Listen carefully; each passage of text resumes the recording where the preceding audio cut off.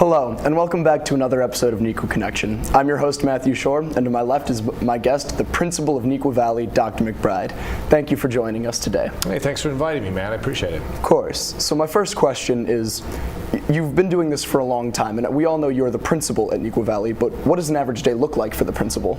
Well, an average day for me, there's really no average day. Every day is a surprise. Sometimes I try to schedule my day out, but almost always it gets off track one day or one way or the other. But my average day, it starts about 4:45 a.m. I'm up. I usually work out in the morning just to get that done because it's the one constant in my day. Later in the day, I'll get here between 6:30 and 7 o'clock.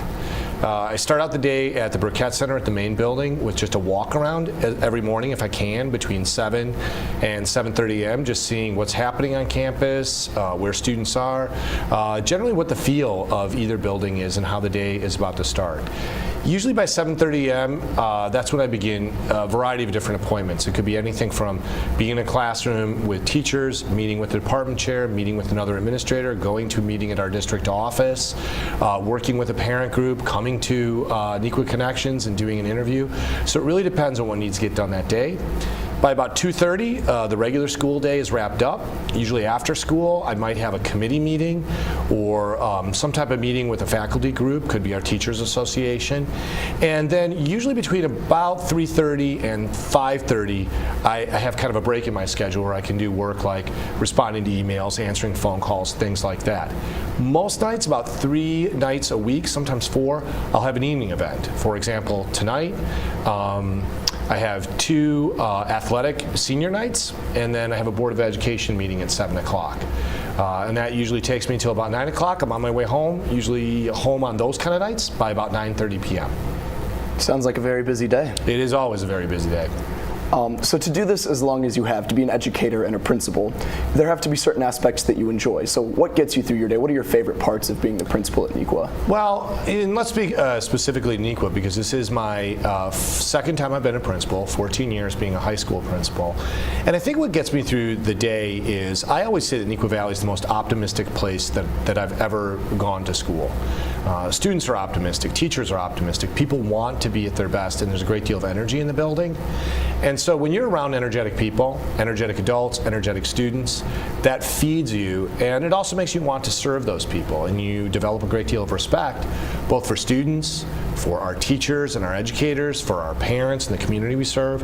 So that energy kind of fuels me, and it really motivates me to do the best job I possibly can every day. Now that you've accepted the job as superintendent of 205, what are you most looking forward to? Well, to be honest, what I'm looking forward to is superintendent's a very different job than principal. Principal is in a school building every day, working directly with students, working directly with other educators. The superintendent really has the district and the community view and primarily works with the school board. What I'm most excited about being a superintendent is having the opportunity to take what I've learned at Neuqua Valley, take the ideas that I have about education, and try to advocate to a group of elected officials who run a district to put some of those ideas in motion and see if I can have that impact in a community and on a school district level to support students and to support staff members who are working as hard as they can to do what they need to do in education. So that's what excites me. So now that we've talked about some of the good parts about being an administrator, there are a lot of harder parts too, whether it be students who have drug overdosed in the past or the suicides that seem prevalent at Neuqua today. How do you deal with these more serious issues that seem to pop up? Well, you know, every day on our campus, if you take all of the students who come, if you take all of the professional staff, contracted staff, we probably have about 4,500 to 4,700 human beings on campus. 2 police officers. In Wisconsin, that many people is called a town. And you have to understand that coming to such a large human footprint and being human beings, we are going to encounter the kind of stresses that human beings encounter that include academic difficulty, personal difficulty, mental health difficulty, discipline difficulty, disagreement difficulty. And even in those situations, as trying and as challenging as they can be, as draining as they can be, and as hard as they can be to work through, I guess what I try to do is to think, can I be the person who adds some support, provides some assistance. If it's a disagreement between people, tries to bring people together, tries to get whatever that difficult and challenging and stressful situation is, can I get that to a better place? And if I can help that move along to a better place, then that's what I try to do. The more discouraging thing is when that's not possible. And there are many reasons why my own influence or the influence of others or the resources of the school fall short. But sometimes that is what happens. Sometimes there is a finite quality to things. And that's what's the difficulty of those situations, when there's a situation that you can't fix or mediate or solve or support. But you give it your best effort anyway. If you had one piece of advice for the future principal, Dr. Lance Fuhrer, what would it be? What does he need to know to be principal of Neuqua Valley?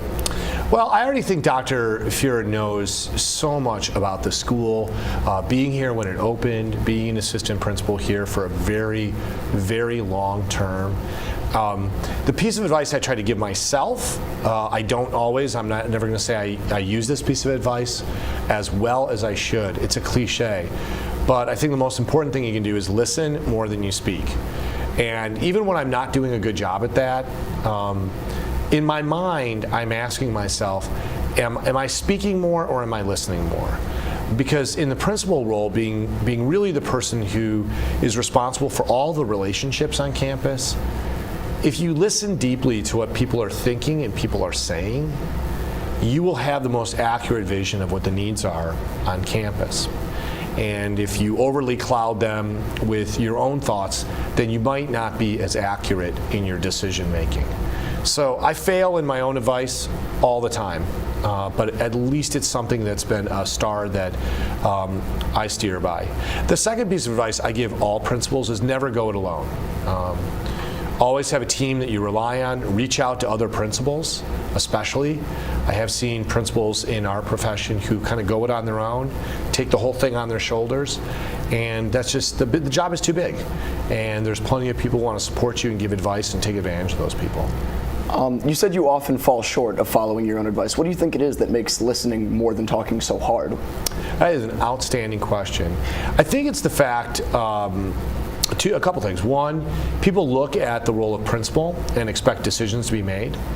And as sometimes myself, and I know other leaders, we jump into that too quickly and maybe start with feeling that we're serving people with a response rather than formulating the right questions. Sometimes what people need is for you to ask them the right questions to clarify their thinking. And then second, I think it's also just my own personality. I'm an English teacher. I'm a person of words. I enjoy words. I like words. And so just that enjoyment of sort of speaking and communicating gets the best of me. If you had one favorite memory from all your years here, what do you think it would be? Oh, that is so hard. There's no way that I can pick one favorite memory. I have a lot of great memories, but I would say all of my memories come when our entire community has been assembled. I certainly enjoyed learning that we were a National Blue Ribbon School of Excellence.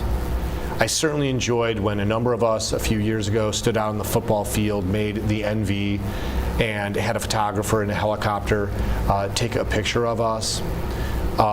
Every single time our staff, before school started at our summer August Institute Day, went out and did a staff picture, I enjoyed just being shoulder to shoulder with my comrades. Almost every athletic event and every music event that I've been to at Neuqua has thrilled me, no matter what level, because of the talent on display and seeing students give it their best. And probably the most thrilling thing is just stepping in the classroom that we have all across our campus. Seeing teachers and students work and just doing what they need to do to acquire an education, that's a thing of beauty. It's very inspirational. So it's hard to say one particular favorite moment, but I have so many snapshots in my mind. I would say probably the thing that stands out in 11 years that blew my mind the most, there is one event that summed up Neuqua Valley for me, and my mind was blown when I saw it for the first time, the variety show. And I'd probably put Crystal Concert in there too. I never imagined that such things on an epic scale could be possible for high school students and their teachers. Amazing. We only have time for one more question, so I just want to ask, if you had one thing to say to the staff, the students, and just the Neuqua community as a whole, what would it be? It'd be, and as always, go Wildcats. I really believe that. It's not just a cliche. Don't wait till you're out of high school as a parent or as a student to realize that you're at an exceptional place. Appreciate it now. Say thank you to people now. Many of our graduates will go off. They'll be in brand new places. They'll look back and say, wow, this place was amazing, and don't regret not enjoying it while you were here. Once again, thank you for coming out, and thank you to our audience for tuning in to another episode of Neuqua Connection. I'm Matthew Schorr, your host, and to my left is the principal and soon-to-be superintendent of District 205, Dr. McBride.